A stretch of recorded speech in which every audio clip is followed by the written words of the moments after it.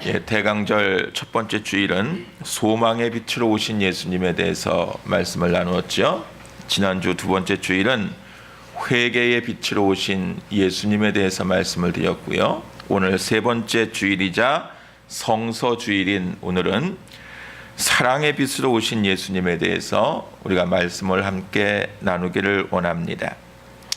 그런데 오늘 본문을 여러분이 좀 주의 깊게 짚어보면 어떻게 보면 사랑에 대한 단어가 하나도 없고 사랑에 대한 내용이 없는데 왜 이 본문의 말씀을 가지고 사랑의 예수님에 대해서 묵상하고 말씀을 나눌까 궁금하신 분들도 있겠지만 오늘 예수님이 어떻게 어떤 사람에게 어떤 환경에 있는 이들에게 사랑을 가지고 이 땅에 오셨는가를 묵상하면서 오늘 예수님이 이 땅에 오신 목적을 깨달아가고 오늘 예수님이 이 땅에 오셔서 나에게 주시는 메시지가 무엇인가 하는 것을 다시 한번 들을 수 있는 귀하고 복된 아침이 되어지기를 바랍니다.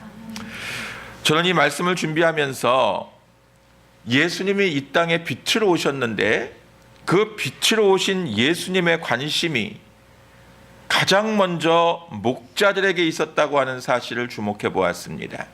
이 성탄의 기쁜 소식이 그 당시에도 수많은 사람들이 있었고 수많은 계층의 사람들이 있었고 재물이 많은 사람들, 똑똑한 사람들, 많이 배운 사람들, 정말 하나님이 오시기를 간절히 메시아가 오기를 기다리면서 기도하는 사람들, 수많은 종교적인 사람들도 있었음에도 불구하고 왜 하필이면 밖에 있는 목자들에게 먼저 오셔서 빛이 되어주시고 성탄의 메시지가 되어주시고 그들에게 사랑의 언어를 부어주시고 예수님의 사랑을 부어주셨을까? 우리가 한번 생각해 볼 수 있기를 원합니다. 오늘 예수 그리스도의 탄생은 저 궁궐 안에 있는 왕이나 그 안에서 후이후식하는 사람들에게, 또 수많은 재물과 명예를 가지고 살아가는 사람들에게, 또 종교적으로 우월한 감정을 느끼면서 메시아를 대망하는 사람들에게 온 것이 아니라 한밤중에 밖에서 떨고 있는 목자들에게 찾아왔다고 하는 사실이 우리가 오늘 묵상해야 될 내용입니다.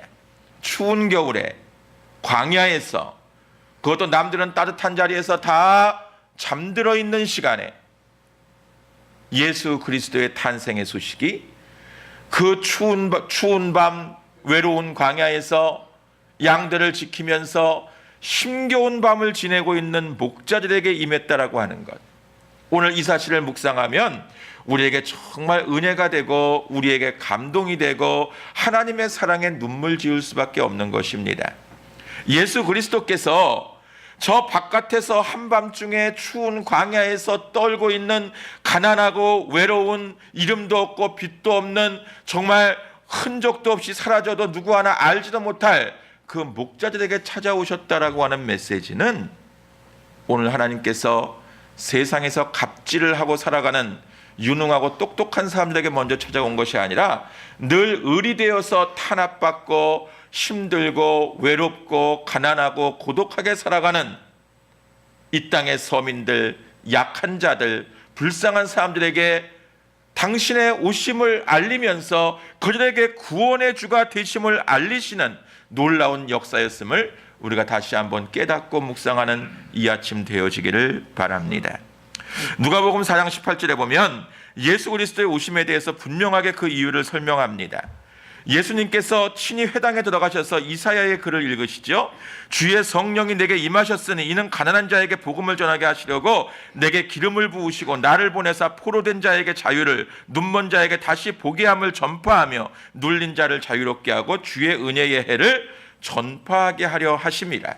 그렇습니다. 예수님이 이 땅에 오심을 기다려야 되는 이유는 필요한, 그 예수님의 오심이 필요한 사람들에게 두 가지를 주기 위해서 오셨는데 그게 뭐냐면 자유와 사랑입니다. 세상에서 물질 때문에 억압당하고 사람 때문에 억압당하고 환경 때문에 억압당하고 건강 때문에 억압당하고 바르지 못한 진리와 바르지 못한 복음 내에 갇혀서 포로 생활하는 불쌍한 자들에게 예수 그리스도가 오셔서 자유함을 주심을 여러분 기억할 수 있는 이 아침이 되어지기를 바랍니다. 그 예수님이 우리에게 오셔서 주시는 것이 우리가 잘못 살아왔다고 책망하고 잘못된 길로 갔다고 심판하시고 우리를 벌 주려고 오신 것이 아니라 우리를 안아주시고 우리를 감싸주시고 우리를 위로해 주시고 우리가 갈 길을 알려주시기 위해서, 하나님의 사랑을 우리에게 알려주기 위해서 이 땅에 오셨음을 또한 기억하는 저와 여러분이 되어지기를 바랍니다. 예수님이 목자들에게 찾아오셨습니다. 예수의 탄생이 목자들에게 임했습니다. 초원에서 양을 치는 목자를 생각하면 늘 우리는 낭만적인 생각을 합니다. 별이 총총히 빛나는 밤에 새하얀 양떼들을 지키면서 피리를 불고 악기를 타고 다윗처럼 시를 짓고 그 밤하늘을 쳐다보면서 은하수를 쳐다보면서 예수님을 묵상하고 사랑하는 사람을 그리워하는 그런 한 폭의 그림 같은 목자의 상을 연상하기가 쉽지만, 실제적으로 이스라엘에 가서 그 광야에서 양을 치는 목자의 삶을 보면 그렇지 않습니다. 혹독하게 추운 겨울이고 밤이고 남들은 따뜻한 곳에서 다 잠을 자고 휴식하고 있는 그때에 그들은 생계를 유지하기 위해서, 하루하루 연명하며 먹고 살기 위해서 밤새도록 그 주인은 집에서 자고 있지만 그 주인의 양떼를 돌봐주면서, 목자가 주인의 의미가 아닙니다. 목자는 종입니다. 그 주인들의 양을 쳐주고 주인들의 양을 지켜주면서 하루에 몇 푼씩 받아서 자기의 처자식을 먹여가면서 살아가는 사람들을 의미합니다. 그리고 양이라고 하는 짐승이 그렇게 털이 하얗고 여러분이 덮고 자는 밍크 이불이나 밍크 코트같이 푹신푹신하고 부드러운 털이 아니라, 집에서 키우는 애완견이나 고양이를 잃어버려 보신 적이 있습니까? 그 강아지나 고양이가 밖에 나가서 몇 시간 하루 이틀 있다가 오면 완전히 똥강아지가 되어서 돌아오지 않습니까? 얼마나 더럽고 냄새가 나고 추한 모습으로 돌아옵니까? 그렇죠? 오늘 목자들이 치고 있던 양의 모습이 그랬습니다.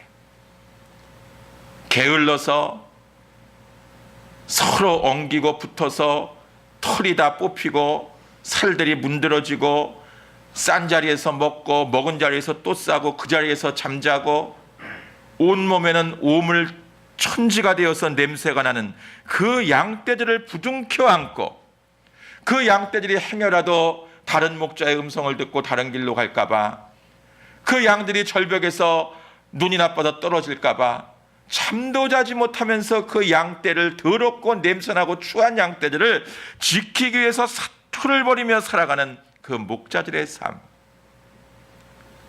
오늘 저와 여러분의 삶이 그런 삶은 아닐까요? 저는 22년 미국에서 이민 목회를 하면서 늘 이 목자의 삶을 묵상하면서 견뎌냈습니다. 목자들은 정말 종이 되고 노예가 되어서 주인이 주는 품삯으로 하루하루를 연명하며 살아가면서도 그 양떼를 지키기 위해서 추위를 이겨내고 외로움을 이겨내고 그 양떼들의 더러운 냄새도 참아내고 그 양떼들이 성격이 못돼서 서로 싸우고 목자에게 달려들고 벼랑 끝으로 향해도 막대기와 지팡이를 가지고 때로는 채찍질하고 때로는 잡아다니면서 그들을 부둥켜 안고 살아가는 목자들의 상을 통해서 저는 지난 22년 이민교회 목회자로 목회 현장의 한 구퉁이를 지키며 살아올 수 있었습니다. 목자라고 하는 단어의 이미지는 낭만이 아닙니다. 평안함이 아닙니다. 목자는 외롭고 목자는 배고프고 추위에 떨어야 하고 생계를 유지하기 위해서 밤새도록 몸부림치며 살아가야 되는 사람들을 의미합니다. 지금도 여러분 우리를 주변에는 하루하루 생계를 유지하기 위해서 자기 처자식을 먹여 살리기 위해서, 아니 소년 소녀 가장이 되어서 부모도 없고 자기 형제들을 공부시키고 먹기 위해서 고사리 같은 손으로 밖에서 일하면서 추위와 싸워가면서 살아가는 어린아이들이 우리 주변에 얼마나 많은지 모릅니다. 그런 모습을 생각하면서 구세군 자선 냄비 앞을 그냥 지나가는 분들의 그 담대함을 저는 도저히 이해할 수가 없습니다. 정말 우리 주변에는 이렇게 목자와 같이 추위에 떨고 외롭고 사랑이 필요하고 무언가 정에 굶주려 있는 이웃들이 너무나 많다라고 하는 것입니다. 사랑의 빛으로 오신 예수님은 오늘 그렇게 외롭고 추위에 떨고 있는, 세상 사람들에게 인정받지 못하는, 영원히 갑의 근처에도 가보지 못하고 을 중에서도 최하위의 계층에 살아가는 그 사람들에게 먼저 빛이 되어서 오셨습니다. 많은 부자로 살아가는 사람들은 음식이 상해서 버리는 경우는 있어도 남은 것을 나누어 주는 삶을 살지를 못합니다. 자기 집에 음식이 썩어서 버리기는 합니다. 그런데 그것이 상해서 버리기 전에 이웃들과 나누는 사람이 없습니다. 그런데 여러분, 정말 가난한 사람들 그 저들의 삶은 어떤지 아십니까? 그들은 동량질에서 서로 나눠 먹습니다. 자기만 먹지 않습니다. 나누어 주고 베풀고, 자기만 배부른 것이 아니라 정말 내 옆에 있는 동료가 제대로 먹고 있는지 살펴봅니다. 믿음이 없고 신앙이 없고 예수님을 알지 못하는 저 서울역 지하차도에서 자고 있는, 신문지 깔고 자고 있는 거지들도 그렇게 살아가는데 오늘 예수 믿는 저와 여러분의 삶은 어떠합니까? 이렇게 우아하게 살 때가 아닙니다. 이렇게 여유롭게 살 때가 아닙니다. 정말 하나님께서 오늘 예수님을 이 땅에 보내주신 이유는 내 아픔만 생각하고 내 외로움만 생각하고 내 고독만 생각하고 나 힘든 것만 생각하면서 왜 나에게 더 사랑을 주지 않지? 왜 나를 좀 더 도와주지 않지? 왜 나에게 좀 더 베풀어 주지 않지? 늘 그런 것 때문에 시험 드는 사람들이 있습니다. 제가 23년 전에 미국에서 개척을 하고 집사람하고 단 둘이 8개월 동안 예배를 드렸다고 말씀드렸죠.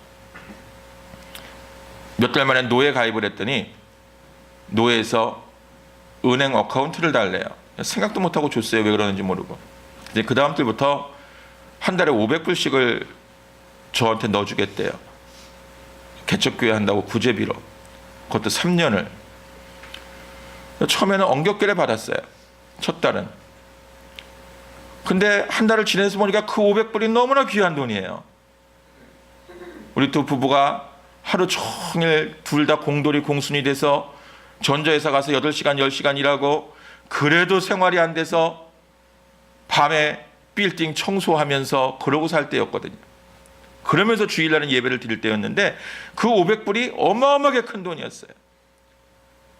한 달 동안 막 기다려지는 거예요. 다음 달 거 언제 들어오나? 두 번째 달 50만 원을 딱 받아드는 순간, 500불을 받아드는 순간 아주 제 영혼에서 구역질이 나는 걸 느꼈어요. 이런 더러운 인간입니다. 돈 500불 때문에 한 달 동안 거기에 매달려서 통장만 쳐다보고 매일 인터넷 들어가서 왜 입금 안 시키지 그것만 기다리고, 이러다가 목회도 안 되고 먹고 사는 것도 안 되고 이러다 거지 되겠다, 이러다 사기꾼 되겠다. 2달 딱 받고 그만뒀습니다. 보내지 말라고. 저 그 돈 안 받아도 목회할 수 있고 그 돈 안 주셔도 사역할 수 있습니다. 그거 포기하고 나니까 하나님께서 그때부터 성도들을 보내주시고 재정을 채워주시고 하나님이 일해가시는 모습을 체험했습니다. 여러분, 평생을 살아가면서 나는 받아야 돼, 왜 나에겐 더 주지 않는 거야, 왜 나는 도와주지 않지, 그러한 거지 근성 가지고 살아가면 죽을 때까지 거지로 살다 거지로 죽습니다. 여러분을 사랑하는 마음으로 호소합니다. 우리 오늘 이 시간에 사랑의 빛으로 오신 예수님을 내 마음에 영접하고 그 예수님 때문에 때로는 물질로 좀 어려워도, 환경이 좀 어려워도, 사람들이 좀 나를 힘들게 해도, 건강이 어려워도 하나님 앞에 가장 영적인 부자로 살아가는 것을 선포할 수 있는 귀하고 복된 생애를 열어갈 수 있기를 주의 이름으로 축원합니다. 미다스 북스라고 하는 출판사에서 희망을 푸는 두레박이라고 하는 책이 한 권 몇 년 전에 나왔어요. 오규근이라고 하는 분이 나중엔 전도사가 되었는데, 그분은 태어나면서부터 희망이 전혀 없는 사람이었습니다. 골형성 부전증이라고 하는 이름도 되기 어려운 병을 얻어서 엄마의 뱃속에서 태어날 때부터 50평생을 툭 하면 뼈가 부러지는 병이에요. 걷다가도 뼈가 부러지고 밥을 먹다가도 뼈가 부러지고 잠을 자다가 뒤척이다가도 뼈가 부러지고 이러지도 못하고 저러지도 못하고 거의 누워서 살아야 돼. 그 부모들은 교회를 다니면서도 그 아이에 대해서 하나님께 감사하지 못하고 늘 불평했대. 왜 하나님 나에게 이런 자녀를 주셨어? 왜 우리 가정에 이러한 십자가를 주셨어? 왜 이렇게 고난을 주시는가 불평하고 손님들이 오면 그 아이를 방에 숨겨놓고 누가 찾아오기만 해도 밥을 혼자 다락방에다가 들여보내서 몰래 먹이고 이 아이는 그렇게 계속 성장을 했어요. 그러다가 그가 인생의 중년기를 맞을 때 어떤 사랑의 메신저를 통해서 예수님을 영접했어요. 믿는 부모를 통해서 예수님을 만난 것이 아니라 누군가가 그에게 예수님의 복음을 전해주었어요. 그분이 예수님을 인격적으로 만났어요. 늘 우울감 속에서 움직이기만 하면 뼈가 부러지니까 제대로 움직이지도 못하고 우울증이 걸려 살아가다가 예수님을 만나니까 감격이 넘쳤어요. 아, 나는 여태까지 왜 우리 부모가 나를 더 사랑해주지 않지? 왜 내 이웃들이 나를 좀 더 인정해주지 않지 하는 자괴감 속에 살아갔는데 예수님을 만나고 나니까 나는 받을 것보다 주어야 될 것이 더 많구나 하는 게 느껴졌어요. 이분이 그렇게 불치병이 걸려서 늘 거의 평생을 누워있다 보니까 할 일이 없으니까 계속 책을 읽고 좋은 양서를 읽으면서 글 쓰는 게 훈련이 됐어요.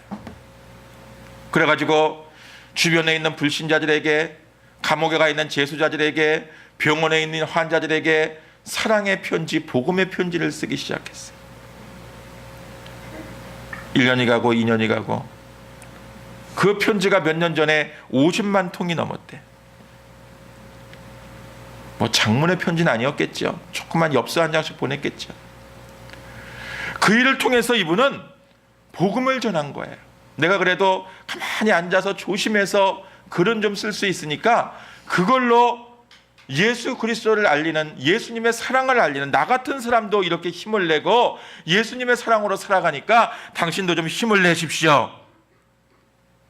사랑하는 여러분, 이 오규근 씨의 삶과 같이 내 삶의 환경에 포로가 되지 아니하고 내 삶의 역경을 뛰어넘어서 누군가를 섬길 수 있고 나눌 수 있는 삶을 살아가는 것, 이것이 크리스마스의 정신이고 대림절을 지나가는 저와 여러분의 이야기가 되어져야 될 줄로 믿습니다. 절망 속에 있던 사람들에게 희망을 이야기하고 고통 속에 있던 사람들에게 찾아가서 하나님과 더불어 춤을 출 수 있고, 하나님을 알지 못하고 세상에서 방황하고 외로워하는 이들에게 조용히 다가가서 손을 잡아주고 어깨에 손을 올려줄 수 있는 사람이 되어진다면, 여러분의 그 나눔과 베품을 통해서 나는 그저 밥 한 끼 먹였고, 나는 그저 커피 한 잔 먹였고, 나는 그저 힘내라고 어깨 한번 도닥여주고 손 한번 잡아줬는데 상대방에게는 그것이 예수님의 겉옷이 되고 예수님의 손길이 되고 예수님의 심장이 되어서 그 한 영혼이 다메섹 도상에서 사울이 바울을 만나듯이 놀랍게 영적으로 변화돼서 이 나라 이 민족의 복음화를 위해서, 세계 복음화를 위해서, 하나님의 나라와 그의 의를 위해서 쓰임받는 종이 될 수 있다면, 여러분, 이보다 더 위대한 복음이 어디에 또 있을까요? 우리 이렇게 살아가십시다. 성탄의 소식은 두려움 속에 있던 목자들에게 찾아왔습니다. 두려움 속에 있던 목자들에게 큰 기쁨의 좋은 소식으로 찾아왔어요. 너무나 좋은 가슴 벅찬 소식이었습니다. 그 추운 날 들판에서 모든 것을 제껴두고 뛰쳐나가서 전해야 될 만큼 놀라운 소식이었습니다. 오늘 본문 15절에 보니까 천사들이 떠나 하늘로 올라가니 목자가 서로 말하되 이제 베들레헴까지 가서 주께서 우리에게 알리신 바 이 이루어진 일을 보자 하고. 여러분, 이 장면을 한번 상상해 보세요. 처음에는 두렵고 떨렸지만 나중에는 복음의 감격 속에 그 복음을 받아들인 예수님의 사랑에 너무 감동해서 우리 빨리 가서 이 소식을 전하자. 오늘 여러분, 이러한 위대한 삶을 살아가는 저와 여러분 되어지기를 축원합니다. 기쁨을 나눌 수 있는 것이 복인 줄로 아시기를 바랍니다. 구세군 자선 냄비를 시작했습니다. 왜 장로교의 뿌리를 둔 우리가 구세군복을 입고 구세군 자손 냄비를 두들기면서 추운 겨울에 길거리에 서 있어야 합니까? 이거 가지고도 시비를 거는 사람들이 있을 수 있습니다. 여러분, 예수님은 장로교도 성결교도 감리교도 구세군도 아닙니다. 예수님은 예수님이십니다. 우리가 그 예수님 그 한 분의 복음을 전하는 일에는 교파가 필요 없고, 여러분들이 1시간 2시간 종을 치면서 그 자리에 추위에 떨고 서 있지만 그 행위가 얼마나 위대한 것인지 아십니까? 구세군이 이 땅에 들어온 지, 우리나라에 들어온 지 90년이 돼 가는데 그 90년 만에 처음으로 이 삼천포 땅에 사랑의 종소리가 울려 퍼졌습니다. 수많은 시장님들이 배출됐지만 예수사랑교회 때문에 송도근 시장님은 그 구세군 자선 냄비에 종을 치면서 그 구세군 통에 헌금을 넣으면서 그 은혜에 감사하는 고백을 할 수 있는 첫 번째 시장이 되었습니다. 그 구세군 냄비가 걸리면서 맨날 텔레비전만 보고 있다가 거기에 어린 자녀들과 함께 동전을 넣으면서 이렇게 가난한 이웃들을 도우며 살아야 돼 하는 젊은 엄마들의 기쁘고 행복한 모습이 보였습니다. 여러분, 우리가 10여일 동안 이 추운 겨울 동안 구세군 남비 앞에서 종을 치는 그 행위조차도 아름다운 섬김이고 사랑을 나누어 주는 행위임을 기억하고 여러분 끝까지 기쁨으로 동참해 주시기를 바랍니다. 복음의 능력은 결코 폭력과 강압에 의해서 얻어지는 것이 아닙니다. 복음의 능력은 자꾸 이상한 사람들의 현혹하는 소리, 사람들이 계시받고 사람들이 예언하고 사람들이 떠드는 소리에 의해서 이루어지는 것이 아니라 온전히 2000년 전에 우리에게 오신 예수 그리스도, 그분 한 분만을 바라보고 그분 한 분 때문에 우리의 생명을 걸고 그분 한 분 때문에 우리가 모든 것들을 이겨낼 수 있는, 아무리 세상 살이가 어렵고 고통스럽다 할지라도 그 예수님이 나에게 복음으로 다가오신 그 은혜 때문에, 그 사실 하나 때문에 내가 감격하면서 이제는 받는 자리가 아니라 나누어 주는 자리에 있을 수 있는 저와 여러분의 삶이 되어지기를 바랍니다. 그러나 여러분, 많이 갖고 부자가 되는 것이 결코 죄가 아닙니다. 저는 여러분들이 부자가 되기를 축원합니다. 물질로도 좀 누리며 살기를 축복합니다. 최소한 물질 때문에 궁핍해서, 물질 때문에 잠 못 자고, 물질 때문에 싸나워지고, 물질 때문에 부부싸움하고, 물질 때문에 자녀들에게 화내고, 물질 때문에 내가 왜 살아야 되나, 그 정도의 삶은 안 살 수 있게 되어지기를 축원합니다. 그런데 여러분, 부자냐 가난한 자냐가 문제가 아니라 오늘 예수님이 보시는 초점은 내가 가진 것을 나누지 못하는 것이 죄악이라고 말씀하시는 거예요. 나누지 못하는 게 죄다. 이 땅에 수많은 재물을 가지고도 그것을 자기의 것이라고 여기지 않고 나누며 살아가는 사람들이 얼마나 많습니까? 신앙의 고백으로 주님, 이것은 제 것이 아닙니다. 우리 부부가 평생을 피땀 흘리며 번 돈이지만 하나님이 이 자리까지 이끌어 오셨습니다. 그 물질을 하나님께 드리고 이웃들에게 돌려주고 사회에 돌려줄 수 있는 그러한 삶을 하나님이 살아가기를 소원하십니다. 나누지 못하는 게 죄입니다. 베풀지 못하는 게 죄입니다. 오늘 저와 여러분은 가난하냐 부자냐의 문제가 아니라 내 삶의 현실 속에서 베풀어주는 게 중요합니다. 저는 결코 부자 목사도 아니고 가난한 목사도 아닙니다. 그런데 저는 지금도 슈퍼마켓을 가끔 가면 우리 집에 필요한 건 하나도 없고 우리 주일학교 아이들 뭐 사탕 하나라도 과자 하나라도 주고 싶은 마음이 생겨서 과자 파는 코너, 초콜릿 파는 코너에 가서 기웃거립니다. 지난 한국에 오니까 무슨 빼빼로 데이가 있더라고요. 빼빼로를 한 박스 사다가 주일학교 아이들을 나눠줬더니 한 달이 지났는데 오늘 찬송하고 찬양하고 있는데 우리 주일학교 은지하고 수진이가 몰아와서 제 어깨를 툭툭 치면서 예쁜 카드 2장을 주고 가요. 깜짝 놀라서 봤어요. 그랬더니 뭐라고 썼냐 하면 한번 읽어드릴게요. 우동은 목사님께, 목사님 빼빼로 주셔서 감사합니다. 우리 아빠에게 말씀을 잘 가르쳐 주셔서 감사합니다. 새해에도 건강하세요. 손은지 올림. 송강두 형제 딸이 쓴 거예요. 또 하나 읽어드릴까요? 아주 간단하게 핵심만 썼어요. 목사님, 빼빼로를 주셔서 참 감사합니다. 새해에도 건강하세요. 다 우리 주일학교 선생님들의 작품이겠지요. 시켜서 했겠죠, 물론. 근데 여러분, 아니래요, 이동자 집사님. 나누고 베풀면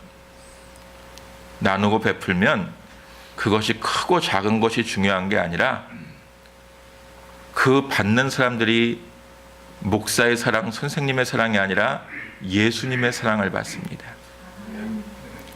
복음의 간격을 느낍니다. 우리 장로님들께, 권사님들께, 안수집사님들, 집사님들, 성도님들께, 또 우리 청년들, 학생들에게 간곡히 부탁합니다. 사랑의 빛으로 오신 예수님은 밖에서 추위에 떨고 있는 세상에 버림받고 사람 취급당하지 못하는 목자들에게 찾아오셔서 내가 빛이다, 내가 사랑이다, 내가 말씀이다 하고 찾아오셨습니다. 이제는 저와 여러분의 차례입니다.